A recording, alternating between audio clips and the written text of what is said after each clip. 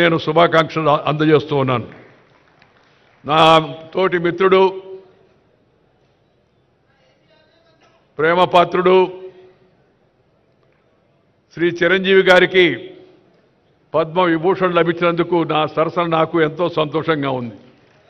ఎందుకంటే నేను ఎప్పుడు ఆయన నటనా సామర్థ్యాన్ని గురించి, ప్రతిభను గురించి చెప్తూ ఉంటాను. గతంలో కూడా చెప్పాను, మీ సౌకర్యార్థం మళ్ళా కూడా చెప్తూ ఉన్నాను.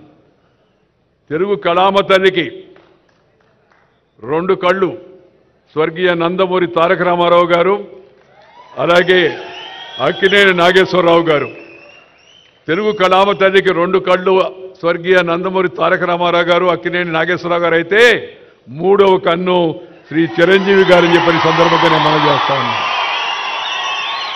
ఈ విషయం నేను ఇవాళ చెప్పడం లేదు, ఆయనకు అవార్డు లభించింది కాబట్టి అని. చాలా కాలం కింద విజయవాడలో ఈ విషయాన్ని చెప్పాను. ఎందుకంటే ఆయనలో ఉన్న ప్రతిభను నేను గుర్తించాను కాబట్టి, నాకు నచ్చింది కాబట్టి, జనం మెచ్చింది కాబట్టి ఆ విషయాన్ని చెప్పడం జరిగింది.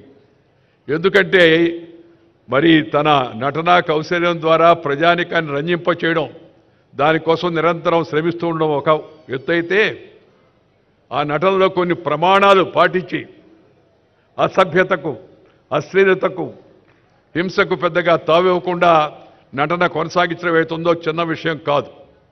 ఆ విషయంలో చిరంజీవి గారిని ఇతరులు కూడా ఆదర్శంగా తీసుకోవాల్సిన అవసరం ఎంతో ఉంది. రెండవది, మన యొక్క ప్రజా జీవనంలో ఉన్న వాళ్ళందరూ భారతీయ సంస్కృతిని పాటించి share and care is the core of Indian philosophy. ఆదికాలం నుంచి, వేదకాలం నుంచి, పుణ్యకాలం నుంచి, పురాణకాలం నుంచి మన పూర్వీకులు అనుభవించి, రంగరించి, మనకు మేళవించి, మనకు అందించిన వారసత్వం అయితే ఉందా భారతీయత, నువ్వు పెంచుకో, ఇతరులతో పంచుకో, పెంచుకో, పంచుకో.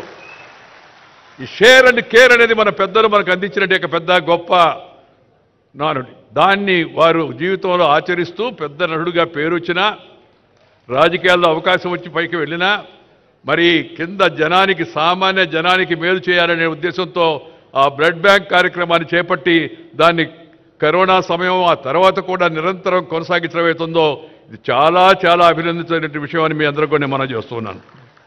అందుకని సహజంగా వారికి ఈ అవార్డు వచ్చిందని తెలిస్తే నాకు చాలా సంతోషం వేసింది. మిత్రులారా, నేను పెద్దగా ప్రసంగించాను, సమయం కూడా చాలా ఎక్కువైంది, కాలాతీతమైంది.